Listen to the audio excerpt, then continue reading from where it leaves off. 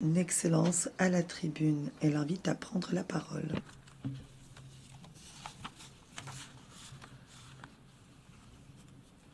Madame la Présidente, Monsieur le Secrétaire général, Excellences, Mesdames et Messieurs les chefs d'État et de gouvernement, distingués délégués, Mesdames et Messieurs, je voudrais avant toute chose adresser mes vives félicitations à Madame Annalena Baerbock pour son élection à la présidence de la 80e session ordinaire de l'Assemblée générale des Nations unies. Son leadership et son attachement au multilatéralisme seront déterminants pour la réussite de nos travaux. Je saisis également l'opportunité que m'offre cette tribune pour rendre un hommage appuyé à son prédécesseur, son Excellence M. Philémon Yang, dont l'engagement et le dévouement ont marqué la précédente session. Enfin, je réaffirme la pleine confiance de mon pays dans l'action du secrétaire général des Nations unies, M. Antonio Guterres, pour ses efforts constants visant à renforcer notre organisation et à promouvoir des solutions aux défis qui menacent la paix, la sécurité et la prospérité dans le monde, en particulier dans la région des Grands Lacs d'Afrique, dont fait partie la République démocratique du Congo.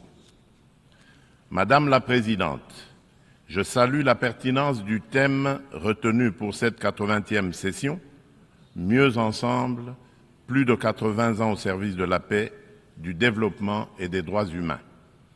Il met en lumière 8 décennies d'efforts conjoints d'une organisation vouée à la paix, au développement et au bien-être universel, fondée sur une promesse indéfectible de sécurité collective.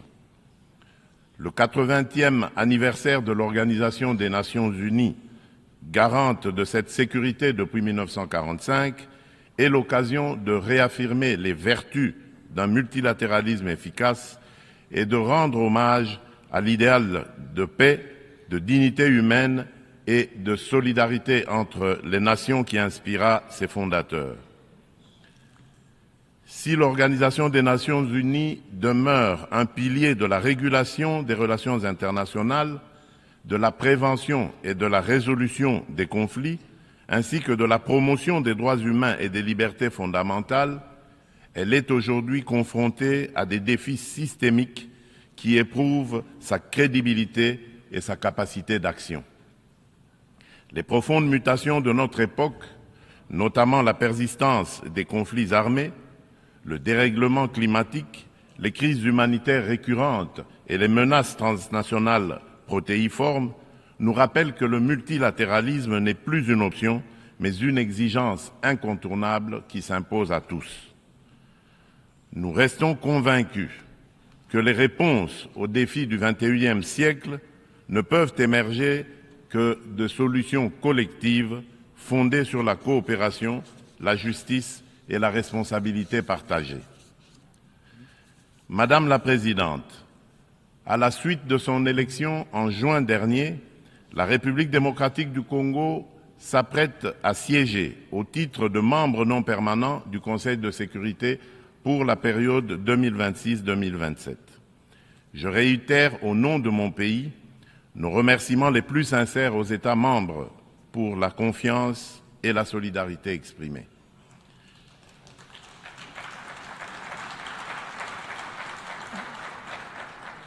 Notre participation sera résolument constructive et holistique. Elle s'articulera autour de 2 priorités indissociables, paix et sécurité d'une part, et prévention et résolution des conflits d'autre part. Nous entendons également contribuer activement à l'élaboration et à la mise en œuvre du nouvel agenda pour la paix afin d'apporter, à la lumière de notre potentiel et de notre expérience, une impulsion à la réforme des opérations de maintien et de consolidation de la paix, ainsi qu'à l'adaptation du système de sécurité collective des Nations unies. S'agissant de la réforme du Conseil de sécurité, mon pays réaffirme la position commune africaine tel qu'énoncé dans le consensus des Oulouini et la déclaration de Sirte, c'est-à-dire l'Afrique doit bénéficier de 2 sièges supplémentaires dans la catégorie des membres non permanents et de 2 sièges dans celle des membres permanents, avec les mêmes droits, y compris le droit de veto, les mêmes privilèges et les mêmes obligations que les membres permanents actuels.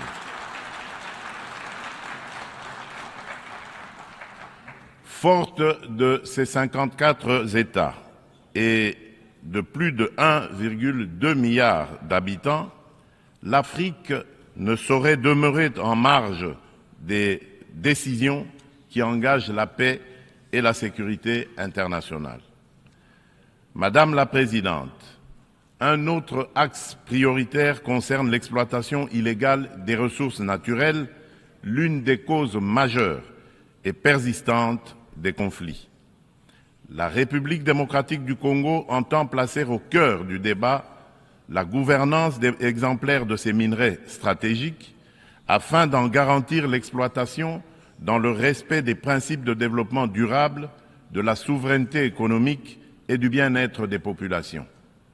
À l'échelle mondiale, rompre le lien toxique entre rente minière et financement de groupes armés non étatiques exige une approche intégrée fondée sur l'harmonisation des règles de diligence raisonnable et de traçabilité, de la mine aux consommateurs, la transparence intégrale des chaînes d'approvisionnement et des bénéficiaires effectifs, des mécanismes de contrôle et d'audit indépendants, une coopération opérationnelle renforcée entre autorités douanières, judiciaires et financières, des sanctions ciblées et effectives contre les trafiquants et leurs réseaux de facilitation et une lutte résolue contre la corruption adossée à des normes de bonne gouvernance, à la publicité des contrats et à la traçabilité des paiements. Bien entendu, les dimensions des droits humains et de justice transitionnelle ainsi que les agendas femmes, paix et sécurité et jeunesse, paix et sécurité demeurent indissociables de cette action. Leur prise en compte effective est la condition d'une paix juste, durable et inclusive. Madame la Présidente, à la veille de la mise en place de la commission d'enquête indépendante décidée par le Conseil des droits de l'homme des Nations Unies sur les massacres perpétrés il y a quelques mois par nos agresseurs et leurs supplétifs dans l'Est de mon pays, je lance un appel solennel à la communauté internationale. Elle a le devoir moral et politique de soutenir cette démarche essentielle afin d'établir la vérité, rendre justice aux victimes et jeter les assises d'une paix durable ancrée dans la mémoire et la responsabilité partagée. Madame la Présidente, alors que la planète se réchauffe et que les marginalisations s'aiguisent, ainsi et que les conflits se multiplient, le diagnostic qui avait inspiré en juillet 2023 la vision du nouvel agenda pour la paix du secrétaire général demeure pleinement d'actualité. Le monde est désormais confronté à des crises multiformes et profondes. Les fondamentaux de la prévention se sont affaiblis et le droit international, jadis puissamment rappelé par la Charte des Nations Unies, qui enjoint les États à s'abstenir de recourir à la menace ou à la force, est trop souvent bafoué. Notre système de sécurité collective en est ébranlé. Il ne saurait survivre à un sursaut de solidarité d'intérêt et de respect des règles. Dans ce contexte, la rhétorique guerrière regagne du terrain et l'on assiste impuissant au retour des vieux démons, agressions armées, guerre de prédation des ressources et de conquête d'espaces vitaux qui n'épargnent aucun continent. Tandis que la guerre entre Israël et le Hamas ravage la bande de Gaza, avec le risque d'une extension régionale, et que se poursuit le conflit russo-ukrainien, d'autres foyers s'embrasent au Yémen, en Birmanie et en Syrie. Le conflit armé qui perdure dans mon pays en est une illustration tragique. Depuis 3 décennies, la paix et la sécurité sont brisées à l'est de la République démocratique du Congo. Cette guerre s'est muée en une entreprise prédatrice. Elle dépasse depuis longtemps les seules dimensions militaires ou géopolitiques. Elle vise à piller nos ressources, effacer notre mémoire collective et détruire nos communautés. Les conséquences sont désastreuses. Des millions de morts, des familles décimées, près de 7 millions de déplacés internes, femmes et enfants pris pour cible, des villages rayés de la carte, des générations sacrifiées. Dans plusieurs régions de l'Est, tous les marqueurs d'un projet d'extermination sont réunis. Les Nations Unies elles-mêmes, à travers le rapport Mapping, ont documenté l'ampleur des atrocités. Ce n'est pas seulement un conflit, c'est un génocide silencieux qui frappe le peuple congolais depuis plus de 30 ans.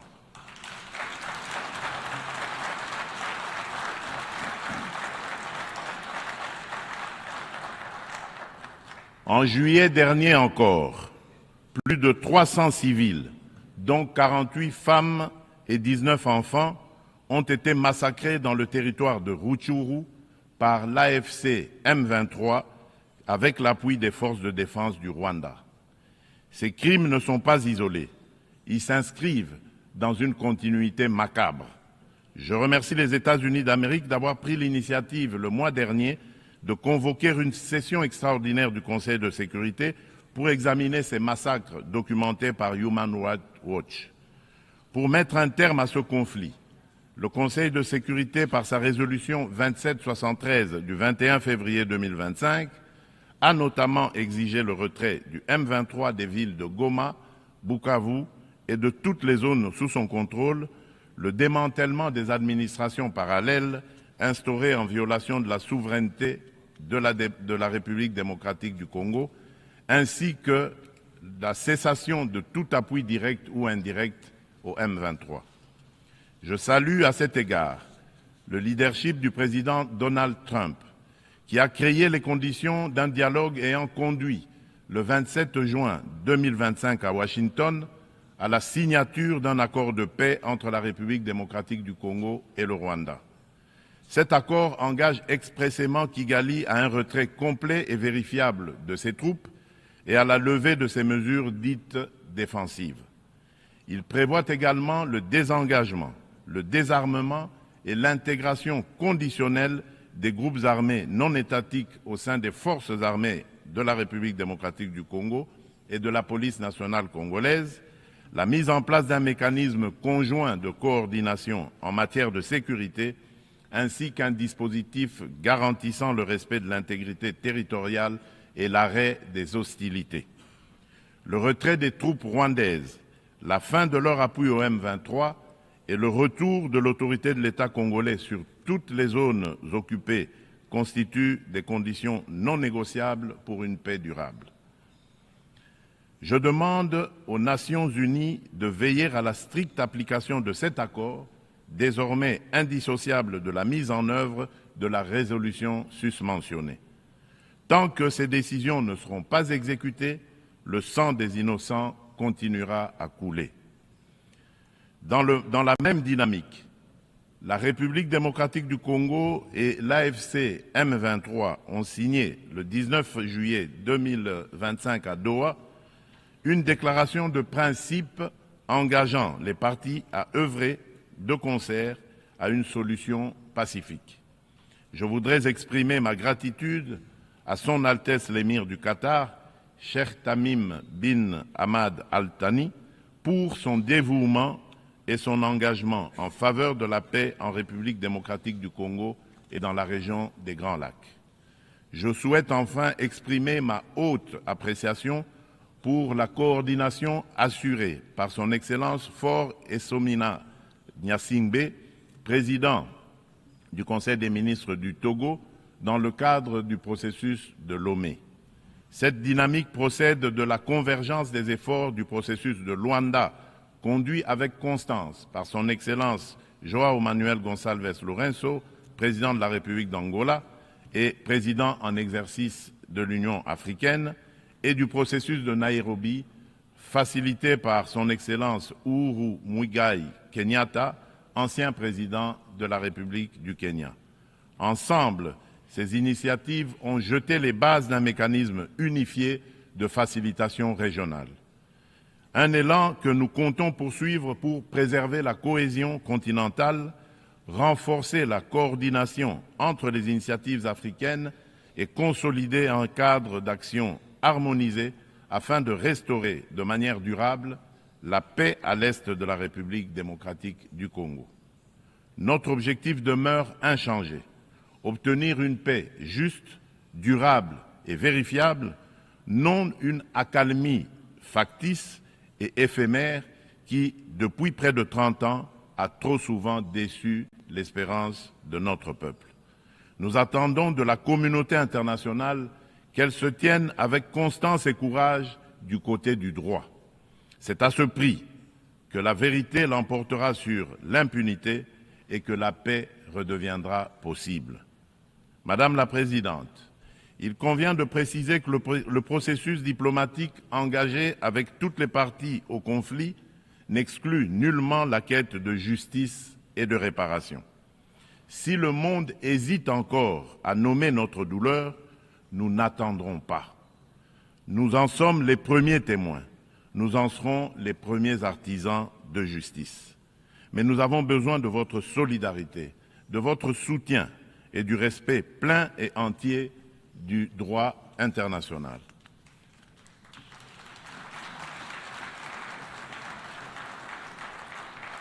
La République démocratique du Congo ne sollicite ni charité ni commisération. Elle exige justice, vérité et dignité.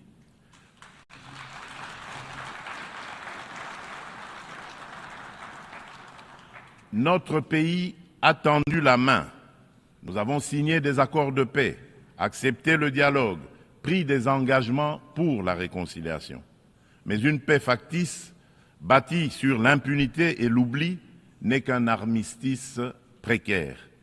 L'histoire ne jugera pas nos discours, mais notre capacité à reconnaître les crimes de masse, y compris les génocides, et à mettre fin à l'impunité.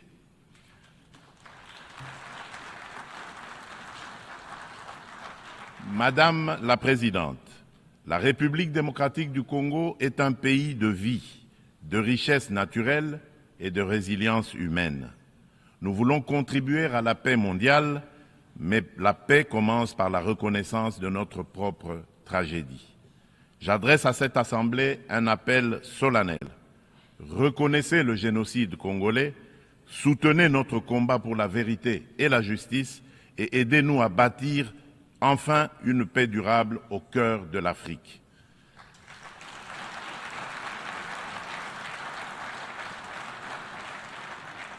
Nous demandons que les Nations unies instaurent un régime de sanctions ciblées contre les auteurs des crimes économiques, mais aussi des crimes de guerre, crimes contre l'humanité et crimes de génocide commis à l'est de mon pays, et qu'elles soutiennent toutes les actions visant à tarir les circuits illicites d'approvisionnement en minerais qui financent depuis des décennies la guerre et la tragédie humaine.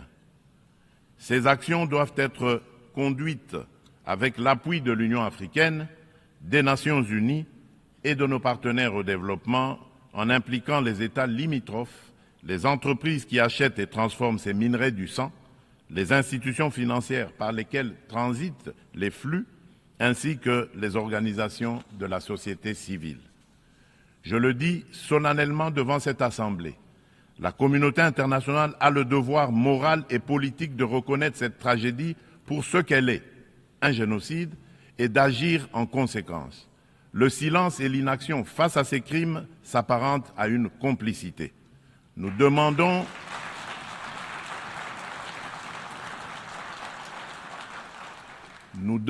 la mise en place immédiate d'une commission d'enquête internationale indépendante et dotée de moyens pour établir la vérité, rendre justice aux victimes et rompre le cycle de l'impunité qui nourrit ce drame depuis des décennies. Madame la Présidente, le terrorisme demeure une menace grave pour la paix et la sécurité internationale. Aucune région du monde n'est épargnée. Après l'Asie, l'Europe occidentale et l'Amérique du Nord, ce fléau s'enracine en Afrique et déstabilise plusieurs sous-régions. Al-Qaïda au Maghreb islamique, bien que fragilisé par l'action internationale, conserve ses capacités dans des zones grises et diffuse son influence. Boko Haram au nord du Nigeria et Al-Shabaab en Somalie maintiennent une emprise territoriale significative. En Afrique centrale, après les ravages causés par la Lord's Resistance Army, LRA, de Joseph Kony, le nord-est de la République démocratique du Congo subit les exactions des forces démocratiques alliées, les ADF, un groupe terroriste ougandais ayant fait allégeance à l'État islamique. Ces groupes extrémistes ont laissé derrière eux un lourd tribut humain et continuent de menacer la stabilité régionale. Membre de la coalition mondiale contre Daesh, la République démocratique du Congo appelle les Nations unies à s'engager plus résolument dans la mise en œuvre des recommandations de la dite coalition et du processus d'Aqaba, à savoir le partage renforcé de renseignements, l'assèchement des financements, la lutte contre la propagande et contre les sanctuaires, ainsi que le soutien accru aux communautés victimes dans le plein respect du droit international humanitaire. Madame la Présidente, face à l'urgence climatique, l'accord de Paris demeure le cadre juridique essentiel pour la redevabilité des États en matière d'émissions et d'adaptation afin de contenir le réchauffement à 1,5 degré Celsius. À ce titre, la République démocratique du Congo a adopté son plan national d'adaptation 2022-2026.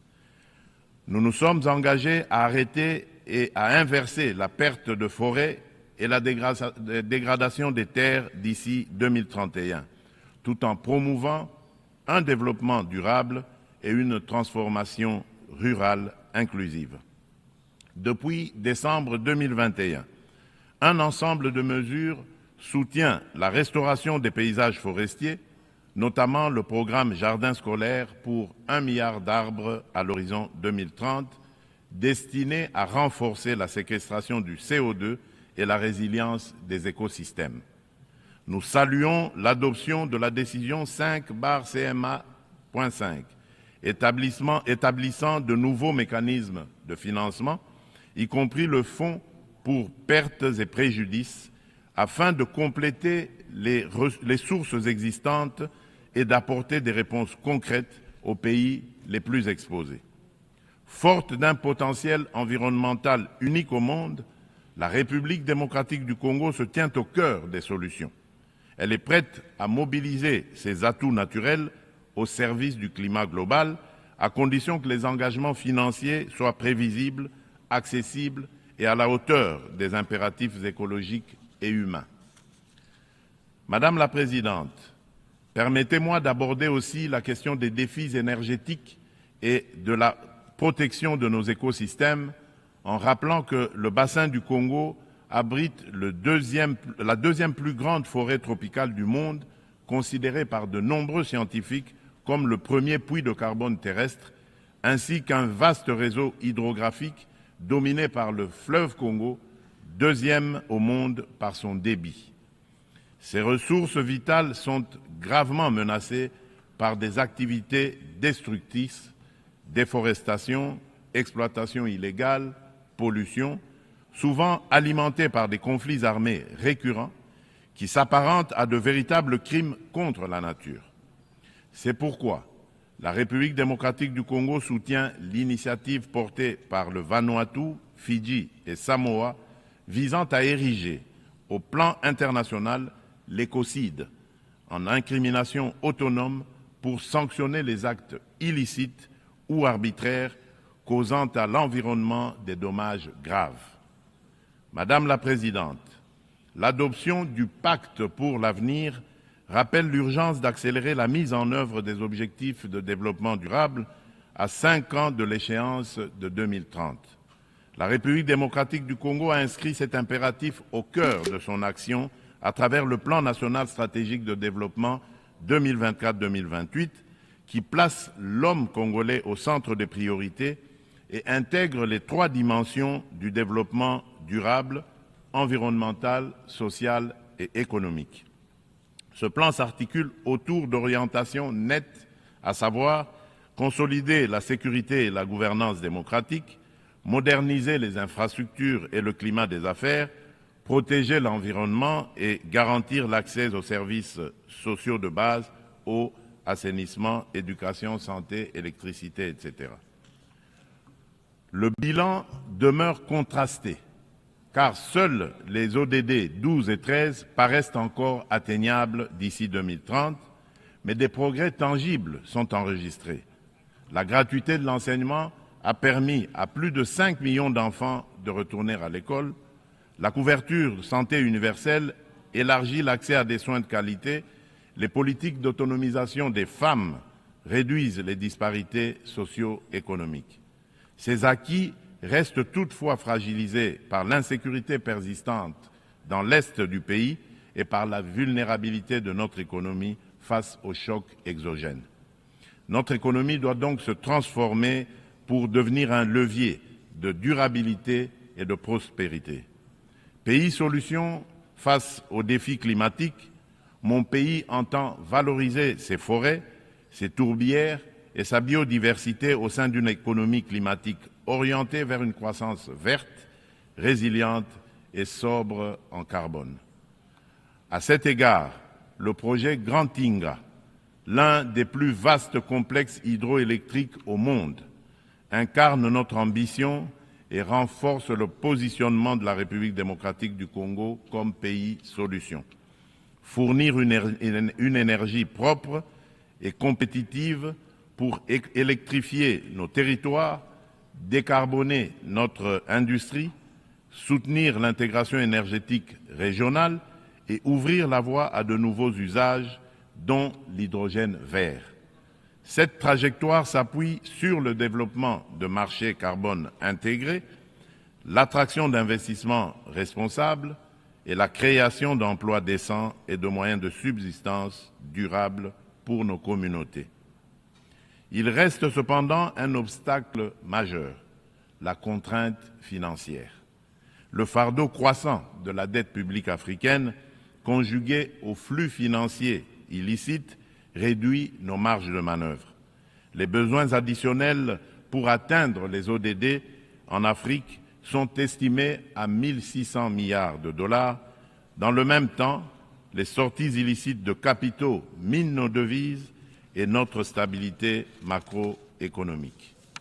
D'où la nécessité d'une réforme urgente de l'architecture financière internationale afin de garantir aux pays en développement un accès juste et prévisible à des financements concessionnels alignés sur leur trajectoire nationale, y compris via une meilleure recanalisation des DTS, la capitalisation des banques multilatérales de développement, des facilités de liquidité contracycliques et une lutte renforcée contre les flux illicites.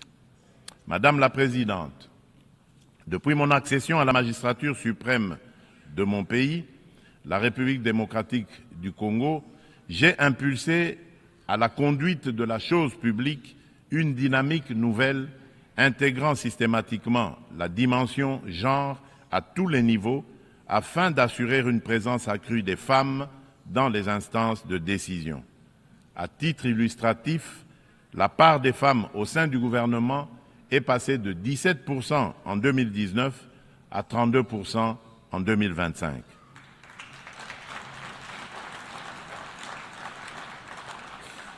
Madame la Présidente, dans une approche stratégique et multisectorielle visant à mobiliser la jeunesse au service du progrès national, mon gouvernement a adopté une politique nationale de la jeunesse.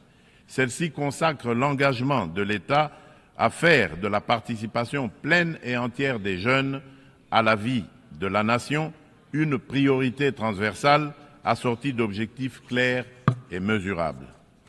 Madame la Présidente, la République démocratique du Congo aspire à la paix, à la justice et au développement. Elle est prête à agir à vos côtés pour une organisation des Nations Unies plus forte, plus inclusive et plus juste. Forte de ses atouts humains, naturels et stratégiques, mon pays entend les mettre au service d'un avenir meilleur pour les générations futures et de notre maison commune, la planète Terre. Que Dieu bénisse l'humanité et nous accorde la grâce d'une paix véritable et durable entre toutes les nations du monde. Je vous remercie. On behalf of the Assembly, I wish to thank Au nom de l'Assemblée, je remercie le président de la République démocratique du Congo. Merci de vous abonner dès maintenant à notre chaîne YouTube Congo Synthèse et n'oubliez pas d'activer la cloche de notification pour ne rien manquer de nos vidéos, analyses et reportages exclusifs.